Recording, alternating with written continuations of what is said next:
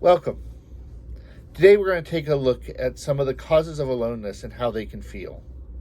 Specifically, we're going to look at aloneness in the midst of change and loss. And we're going to do this using a popular Bible story, that of Peter walking on the water. If you don't know the story, here is a very shortened version. Jesus sends his disciples out on a boat into the water as he stays behind. And as the night goes on, they see Jesus walking towards them on the water and cannot believe their eyes. Peter, though, says, "If it's really you, let me come to you," and then steps out of the boat and joins Jesus on top of the water. That is, until he begins to sink.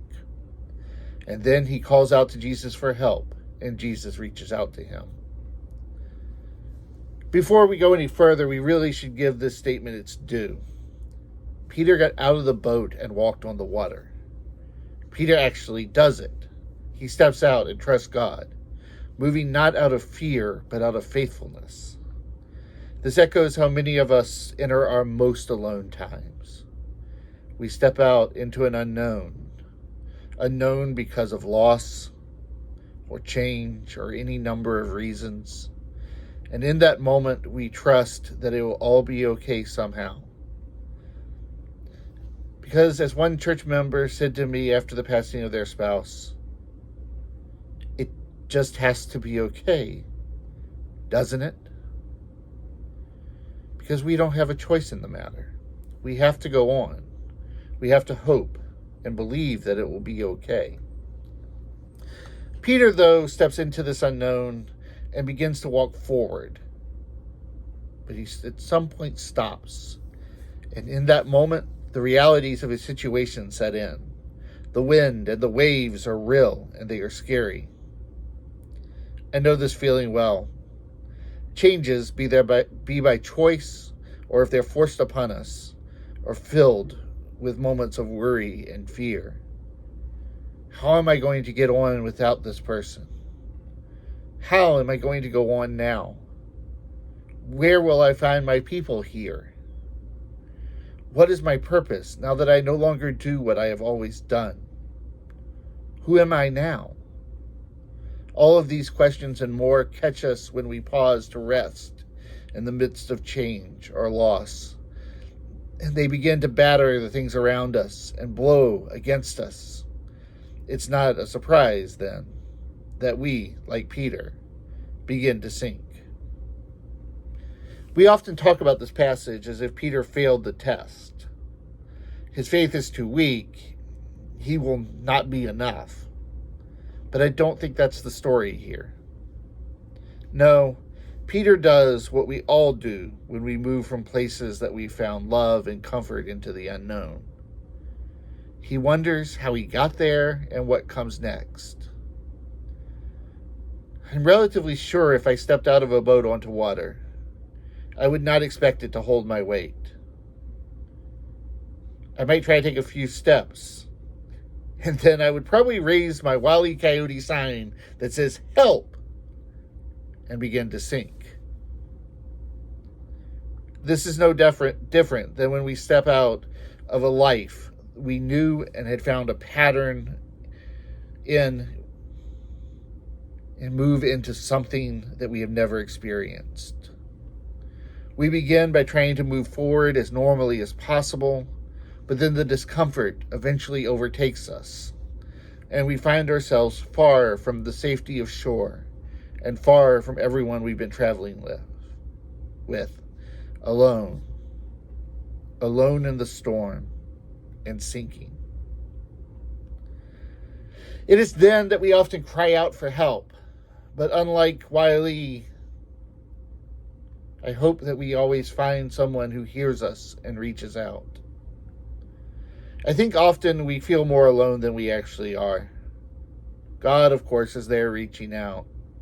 But I cannot picture this scene without also seeing Peter's friends in the boat, frantically trying to get the boat turned to get towards him, or throwing out a rope or something.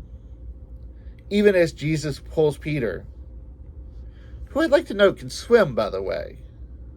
But isn't that what aloneness does to us? makes us forget what we already know how to do. But as Jesus pulls Peter from the water, he truly sees Peter not as a failure, but for who Peter truly is, and where Peter is in this moment. Jesus sees a Peter who is impulsive, devoted, good-hearted, fearful, and distracted. But also Jesus offers his support as friend. Jesus, much like a parent when a baby is learning to walk, sees that Peter can't do it without help right away. So in that moment, Jesus reaches out and whispers words of tenderness to comfort a scared and embarrassed man. So here we are, standing at the edge of our own boat, looking out into the unknown and taking those first steps into a place that we've never seen before. We can't ignore the troubled waters. The storms are real, and they are scary, and they make us wonder if we have enough to move forth on our own. Yet we know from this story that these waters, these storms, are in fact a chance to step out in faith. With that in mind, I can't help but think of Howard Thurman's words about the spiritual wade in the water. If you don't know the song, the chorus goes, "Wade in the water, children. God is going to trouble these waters." That chorus, Thurman reminds us, was for African American slaves who wrote it about the troubled waters that were the ups and downs and tumult of their life. But there's also an admission that God is there in the turmoil. So in these times when our souls feel troubled and like they are sinking, we know change is coming and that God is in the midst of the water. It was like this for Peter, and we can be sure that it will be like this for us as well. When we step into the unknown, alone, we know we may feel stuck in that aloneness. But that when we call out, that God and our community are there and ready to help us keep going. For that step out of the boat is a summons to courage. And we all have to make those courageous steps. We all have to realize the uncertainty. And when we stop, we sink. We all sink. So we all should put out our hand, not to stop people from stepping out, but to be there when help is called for. There are times in our lives that we may have to walk alone, but there's always support, just a shout away. Thank you. Hope to see you soon.